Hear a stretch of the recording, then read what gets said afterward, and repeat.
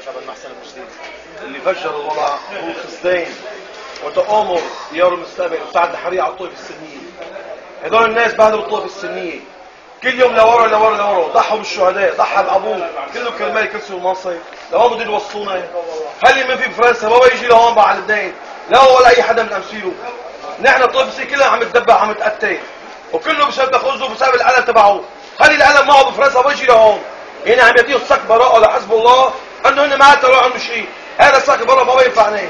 انت يا سعد الحريق خليك بفرنسا وهدول المجرمين حتى لو ابوك نفسه قدام ابوك لشأنه. اما نحن شهدائنا شهداء باب التبانه المسيج اللي فجروها هدول صهيريه وحزب الله نحن ما حنسمح ولا بقى نفرق. والايام جاي لسه اصعب من هيك وقد ما فيك جهه ورتين وتخاذل. نحن وما عندنا شيء نخسروه. يا روحنا يا روحهم وهي الاخر ما عندنا بقى ويا بحر بلد اللي بدك اياه. تكبير.